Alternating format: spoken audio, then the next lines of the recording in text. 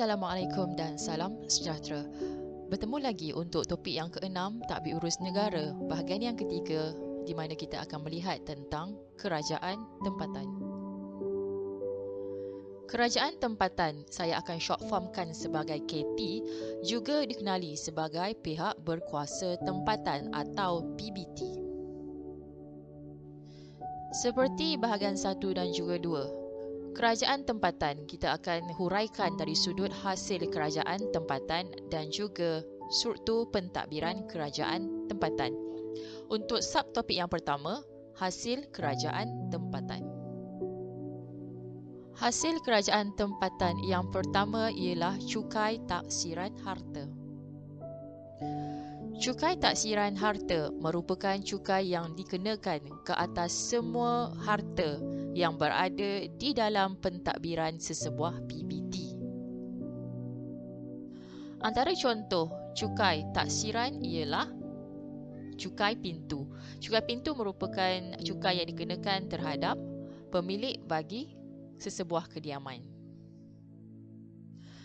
Yang kedua, pinjaman atau pemberian daripada kerajaan negeri KN.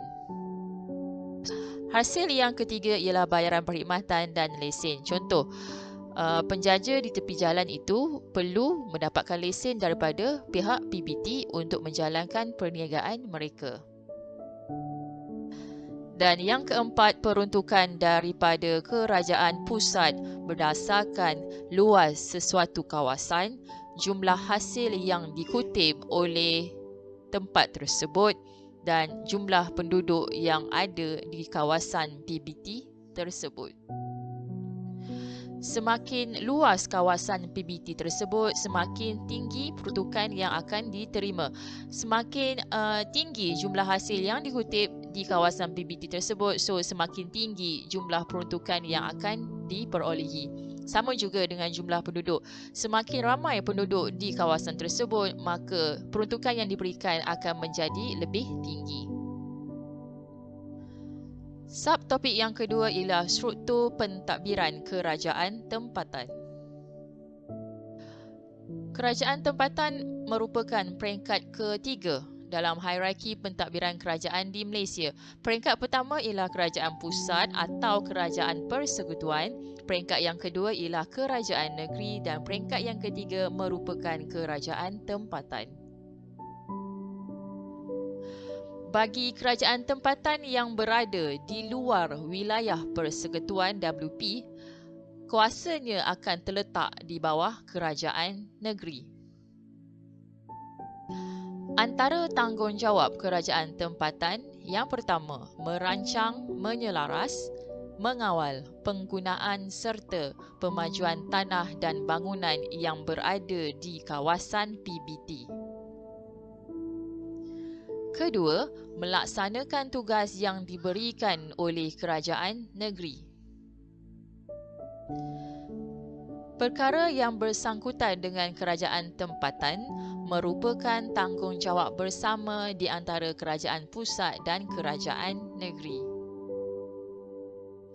Kuasa yang dimiliki oleh kerajaan tempatan ialah membuat undang-undang kecil, mengutip cukai dan sewa, dan menubuhkan kumpulan wang bagi pihak berkuasa tempatan.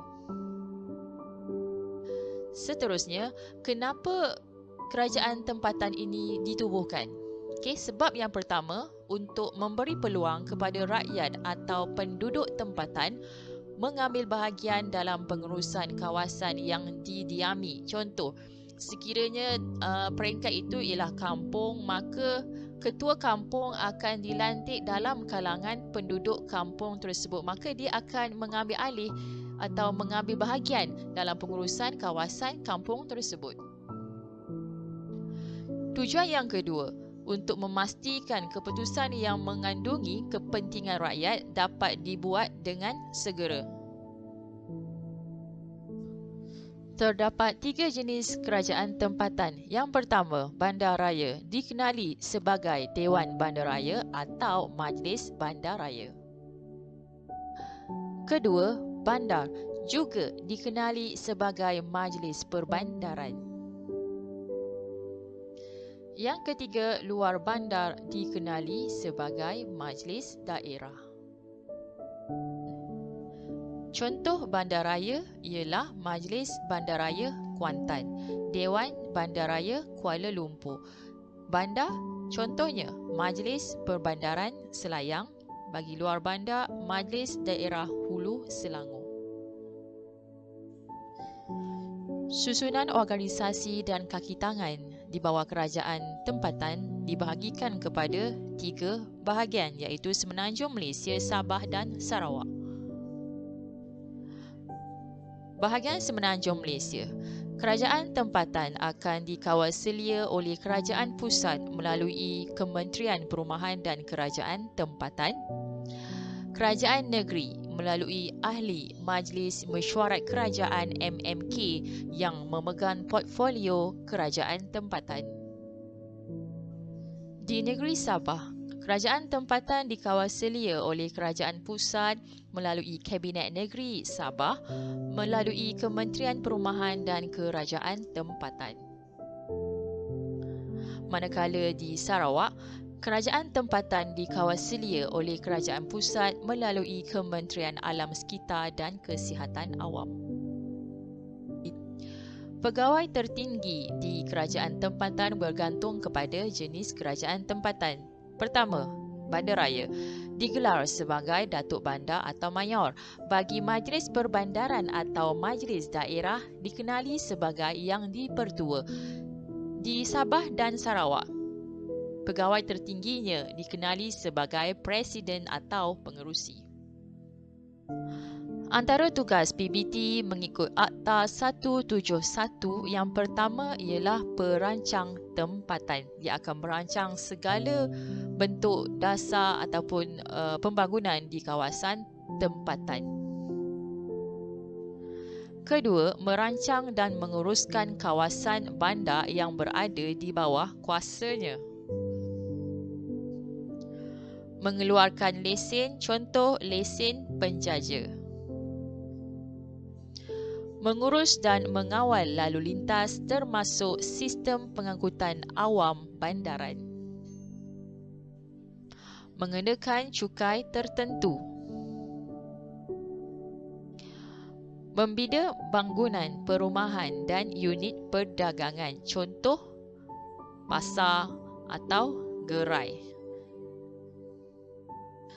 Tugas yang terakhir ialah merancang dan menyediakan kemudahan awam. Contoh, menyediakan tempat menunggu bas atau membina jalan raya.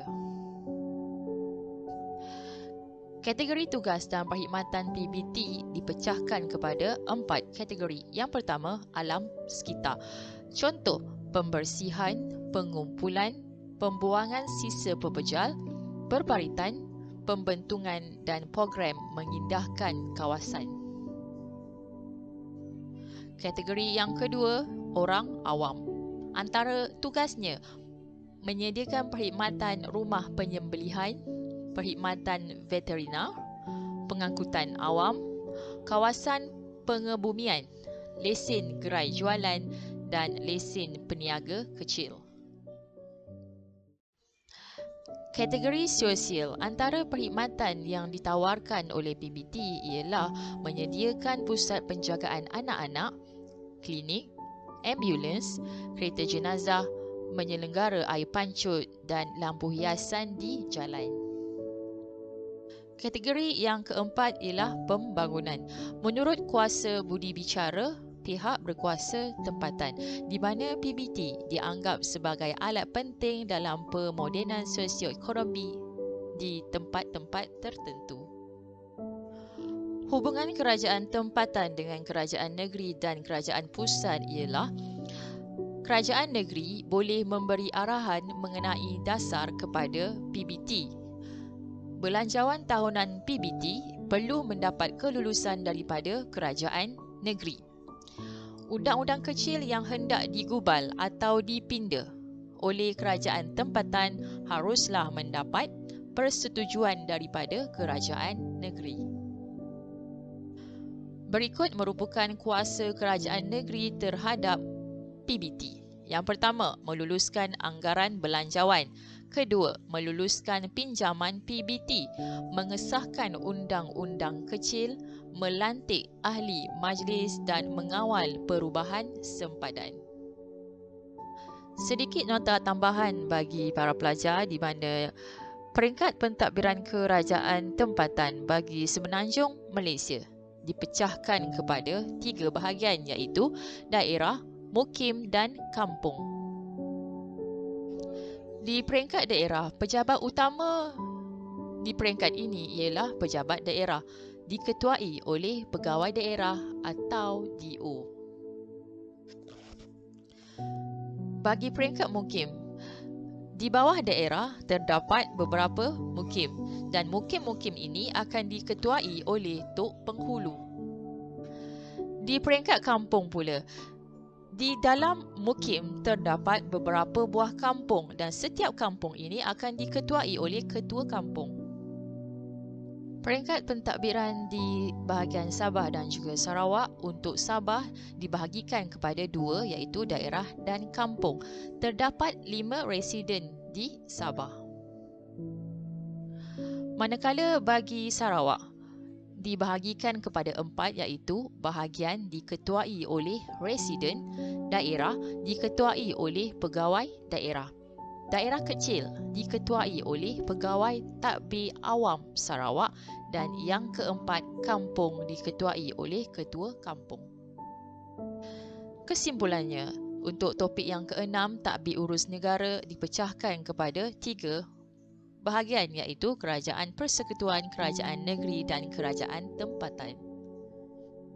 Setiap peringkat pentadbiran ini akan membincangkan tentang hasil kerajaan masing-masing dan juga struktur pentadbiran kerajaan masing-masing. Itu sahaja untuk topik kali ini dan kita akan jumpa lagi di topik yang ke-7. Terima kasih.